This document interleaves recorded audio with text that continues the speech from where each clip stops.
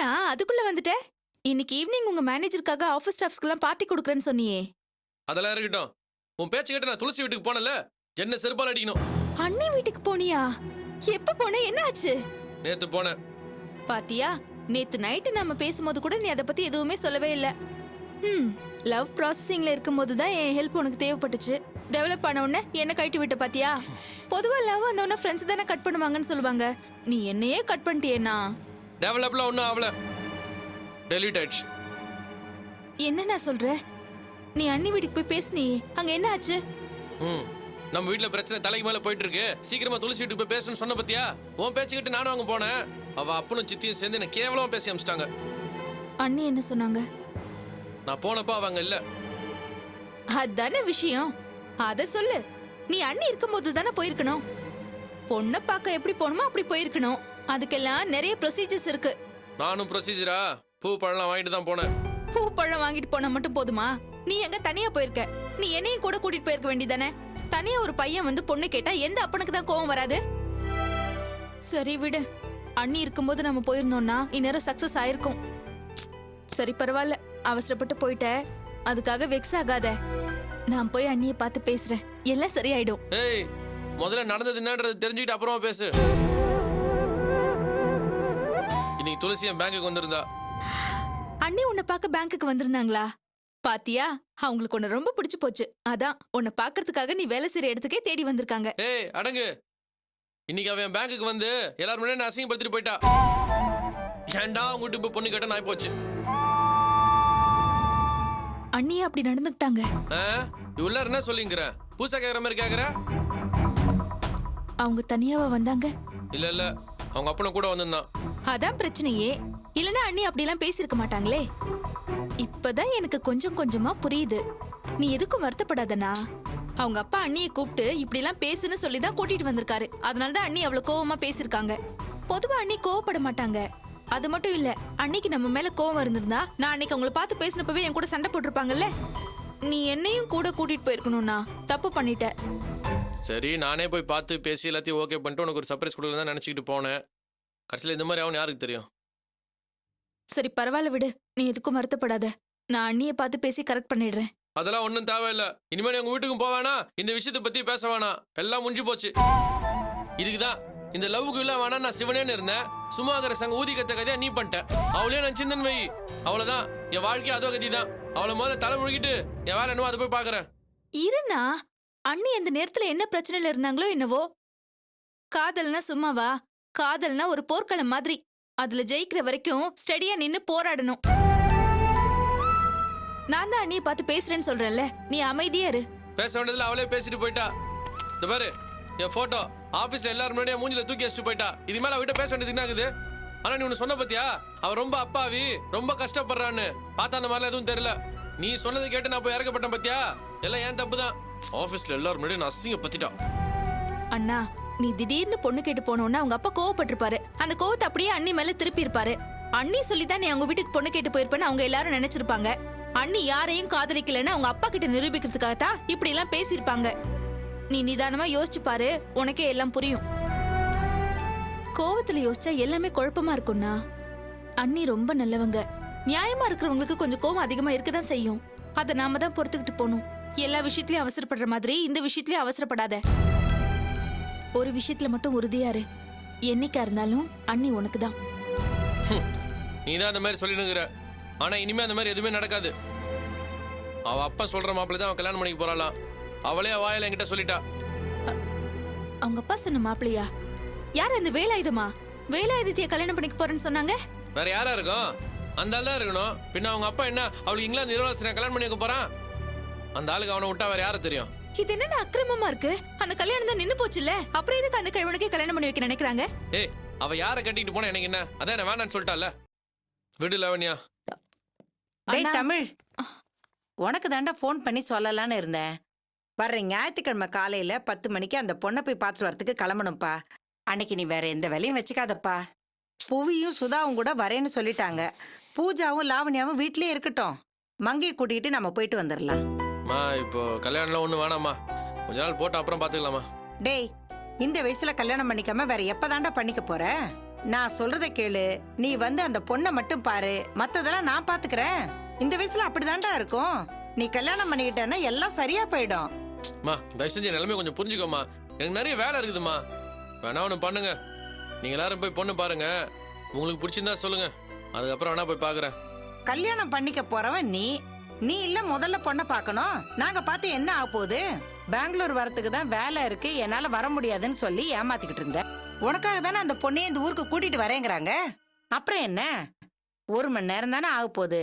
வந்து பொண்ணை பார்த்துட்டு போயிடுப்பா. இந்த வாரம் வேணாமா, அடுத்த வாரம் போய் பார்க்கலாமா? டேய், ஞாயிற்றுக்கிழமை நைட்டே அவங்க கிளம்பி ஊருக்கு போயிடுவாங்கப்பா. போகும்போது பொண்ணையும் கூட்டிட்டு போயிடுவாங்க. இப்ப விட்டுட்டா அப்புறம் பெங்களூர் போய் தான் பொண்ணை பார்க்க முடியும். சரி, அப்போ அதுக்கப்புறமா நம்ம பெங்களூருக்கே போய் பார்க்கலாம், விடு. டேய், நீ ஏதோ வீம்புக்கு பண்ற மாதிரியே தெரியுது எனக்கு. முதல்ல பெங்களூருக்கு போய் பார்க்கலான்னு சொன்னா நேரம் இல்லைன்னு சொன்னேன். சரி, அவங்க நமக்காக பொண்ணை இங்கேயே கூட்டிட்டு வரேன்னு சொல்லிருக்காங்க. இப்ப மறுபடியும் பெங்களூருக்கே போலான்னு சொல்ற. இதுக்கு என்னடா அர்த்தம்?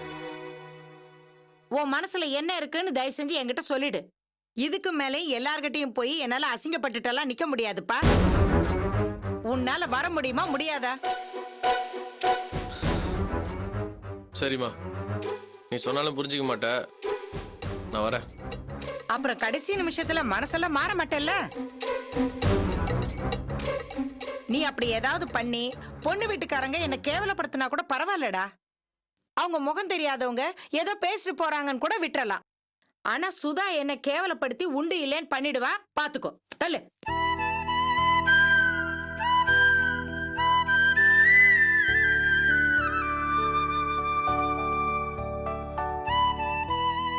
என்னன்னா நீ பாட்டுக்கு அம்மா கிட்ட பொண்ணு பார்க்க வரேன்னு சொல்லிட்ட. விடு, இப்போ நான் வரலன்னு சொன்னா அம்மா திரும்பி வீட்டு விட்டு வெளியே போறேன்னு ஆரம்பிச்சிருவாங்க. நீ என்ன வீட்டில் இல்லாத அம்மா வீட்டு விட்டு போனா என்ன பண்றது? வயசானால வேற நம்ப முடியாதுல்ல அவனியா. என்ன பொண்ணு தானே பார்க்க போறோம், பொண்ணை பார்த்த உடனே கல்யாணம் முடியாட போதா? விடு, எல்லாத்தையும் பார்த்துக்கலாம்.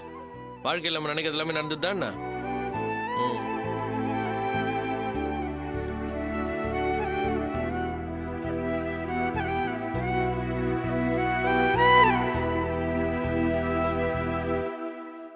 என்னங்க கிளம்பிட்டீங்களா? பத்மா, ஆபீஸ்ல துளசி அந்த அளவுக்கு பேசுவான்னு நான் எதிர்பார்க்கவே இல்லை. நாங்க போகும்போது ஏதோ ஒரு ஃபங்க்ஷன் நடந்துகிட்டு இருந்தது. எல்லாருக்கும் முன்னாடி வாங்குன்னு வாங்கிட்டா. அப்ப கூட அந்த பையன் அடங்கவே இல்லை. அம்மா நம்ம வீட்டுல நடக்கிற எல்லா விஷயத்தையும் சொல்லியிருக்காங்கன்னு நினைக்கிறேன்.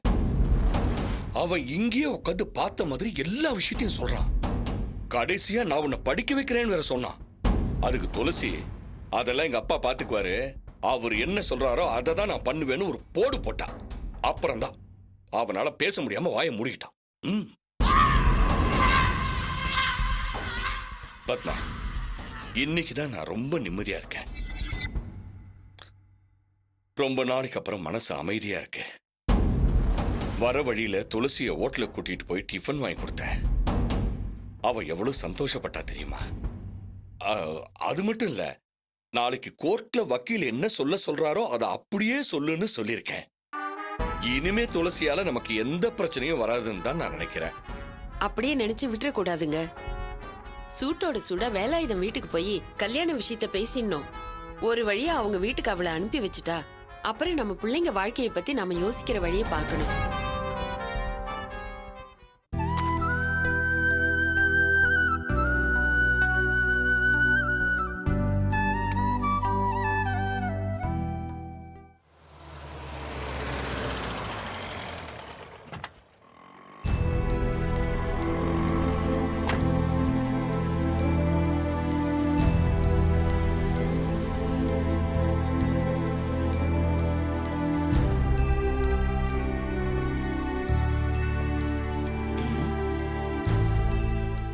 சார், சார்,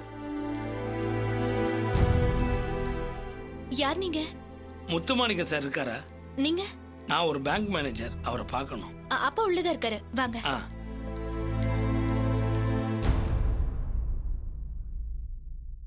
உட்காருங்க, அப்பாவை கூட்டிட்டு வந்துடுறேன்.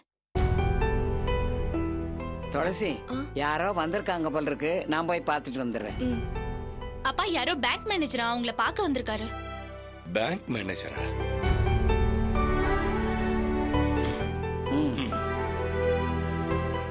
வணக்கம். ஆ நீங்க நான் டிஎஸ்எம் பேங்க் மேனேஜர் வெங்கடாச்சலம். நீங்களும் உங்க பொண்ணும் காலையில பேங்க் வந்தப்போ உங்களை நான் பார்த்தேன்.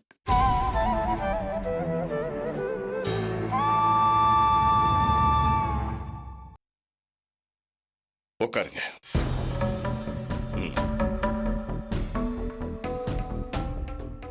காலையில நீங்க எங்க ஆபீஸ்க்கு வந்தப்போ என்ன பிரச்சனைன்னு தெரியல, அதான் பேச முடியல. தமிழரசு கிட்ட எல்லா விஷயத்தையும் தெரிஞ்சுக்கிட்டேன். இன்னைக்கு என்னோட பிறந்த நாள். இன்னும் ஒரு வாரத்தில் நான் அந்த பிரான்ச்சை விட்டு டிரான்ஸ்ஃபர் ஆகி போயிடுவேன். அதுக்குள்ள ஒரு நல்ல விஷயம் பண்ணிட்டு போலாமே தான் உங்களை பார்க்க வந்தேன். சார் எங்கேயோ வெளில கிளம்பிக்கிட்டு இருக்கீங்க போல இருக்கு. ஒரு 5 நிமிஷம் பேசலாமா? சொல்லுங்க. துளசி உள்ளதா இருக்கா? இல்ல, இருக்கட்டும். தமிழரசு என் பிரான்ச்சில் தான் ஆஃபீஸராக இருக்கான். நான் ஒரு 4 வருஷமா அவனை பார்த்துக்கிட்டு இருக்கேன். ரொம்ப நல்ல பையன். அவரை பத்தி எங்கிட்ட ஏன் சொல்றீங்க? அவருக்கும் எங்களுக்கும் என்ன இருக்கு? உங்களுக்கு அவன் மேல என்ன கோவம்லாம் எனக்கு தெரியாது. நான் ஒரு நல்ல எண்ணத்துல தான் இங்க வந்திருக்கேன். நான் என் மனசுல உள்ளதை சொல்லிடுறேன். அப்புறம் நீங்க என்ன நினைக்கிறீங்கன்னு சொன்னா போதும்.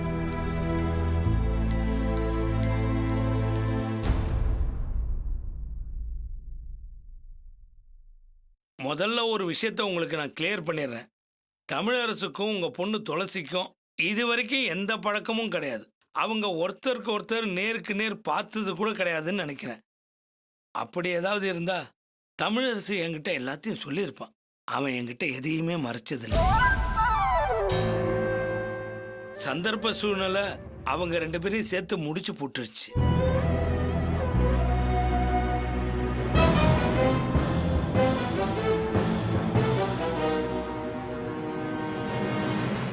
தமிழரசு நல்ல பையங்கிறதுனாலையும் அவன் ஒரு நல்ல ஜாப்ல இருக்காங்கிறதுனாலையும் அவனுக்கு நிறைய பேர் பொண்ணு கொடுக்க தயாரா இருக்காங்க. அவங்க அம்மா அவனுக்கு ஒரு நல்ல பொண்ணை தேடிக்கிட்டு இருக்காங்க. இப்ப கூட ஏதோ அவனுக்கு 2-3 வரன் வந்திருக்குன்னு நினைக்கிறேன். ஆனா தமிழரசு எனக்கு கல்யாணம் பண்ணிக்கிற எண்ணம் இல்லைன்னு தான் என்கிட்ட சொல்லிக்கிட்டு இருந்தான். உங்க பொண்ணை பத்தி கேள்விப்பட்டு அவன் மேல இம்ப்ரெஸ் ஆயிருப்பான்னு நினைக்கிறேன். உங்க பொண்ணை படிக்க வைக்க எஜுகேஷன் லோன் ஏதாவது அரேஞ்ச் பண்ண முடியுமான்னு என்கிட்ட வந்து கேட்டான். பொண்ணு வீட்டுல இருந்து பொறுப்பான ஆளுங்க யாராவது வந்து கேட்டா பார்க்கலான்னு சொல்லியிருந்தேன். உங்க குடும்ப விஷயத்துல நான் தலையிடுறதா நினைக்க வேண்டாம். இந்த காலத்துல இப்படி ஒரு நல்ல பையனை தேடி கண்டுபிடிக்கிறது ரொம்ப கஷ்டம். யாருக்காவது உதவினா முன்னாடி வந்து நிற்பான். எல்லாத்துக்கும் மேல சுயநலமா அவன் என்னைக்குமே நடந்துகிட்டது இல்லை. நானும் அவனும் ஆபீஸ்ல கொலீக்ஸ் தான். மற்றபடி சொந்தமோ பந்தமோ எதுவும் கிடையாது. இருந்தாலும் அவனுக்காக நான் உங்ககிட்ட இவ்வளவு தூரம் பேச வந்திருக்கேன்னா இதை வச்சே அவன் என்கிட்ட எப்படி நடந்துகிட்டு இருப்பான்னு நீங்க ஒரு முடிவுக்கு வர முடியும்.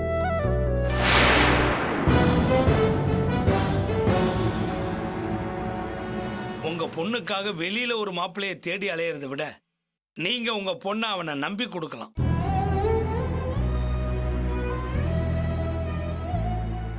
பொதுவாகவே அவனுக்கு இந்த வரதட்சணை பொண்டாட்டி மூலமா ஏதாவது வருமானு எதிர்பார்க்கறது இந்த மாதிரி என்னெல்லாம் அவனுக்கு சுத்தமா கிடையாது. அவன் ஃப்ரெண்ட்ஸுங்கள்ட்ட கூட நீங்க யாரும் வரதட்சணையே வாங்கக்கூடாதுன்னு சொல்லி வச்சிருக்கான். அவன் அந்த அளவுக்கு தன்னை மட்டுமே நம்பி வாழணும்னு நினைக்கிறவன். இதை மனசுல வச்சுதான் உங்ககிட்ட இதை சொல்றேன். உங்க பொண்ணை அவனுக்கு நீங்க கல்யாணம் பண்ணி வச்சீங்கன்னா அவளை பத்தி நீங்க கவலையே படாம நிம்மதியா இருக்கலாம். உங்க பொண்ணுக்கு ஒரு நல்ல புருஷனாவும் உங்களுக்கு ஒரு நல்ல பிள்ளையாவும் அவன் இருப்பான். இதே வயசுல எனக்கு ஒரு பொண்ணு இருந்தா கண்டிப்பா தமிழரசுக்கு கட்டி கொடுத்திருப்பேன். இதை விட தமிழரசுக்கு வேற சர்டிபிகேட் தேவையில்லைன்னு நினைக்கிறேன். அவன் உங்களை என் வீட்டுக்கு அனுப்பி இப்படி பேச சொன்னானா? ஆஹா, நான் இங்க வந்தது அவனுக்கு தெரியாது. நான் வரப்போறேன்னு அவன்கிட்ட சொல்லியிருந்தா அவன் என்னை இங்க வரவிடாம தடுத்திருப்பான். நான் இன்னும் ஒரு வாரத்துல வேற ஊருக்கு டிரான்ஸ்ஃபர் ஆகி போக போறேன். இந்த 4 வருஷத்துல தமிழரசு எனக்கு எவ்வளவோ நல்லது பண்ணியிருக்கான். நான் இந்த ஊரை விட்டு போகிறதுக்கு முன்னாடி தமிழரசுக்கு ஏதாவது நல்லது பண்ணணும்னு தோணுச்சு. அதுக்காக தான் நான் உங்களை தேடி வந்திருக்கேன். தமிழரசுக்கு அப்பா இல்லை. அவன் வேலை செய்கிற பிரான்ச்சில் நான் மேனேஜராக இருந்தாலும் இப்போ அப்பா ஸ்தானத்தில் இருந்து தான் அவனுக்கா நான் உங்ககிட்ட பேசிக்கிட்டு இருக்கேன்.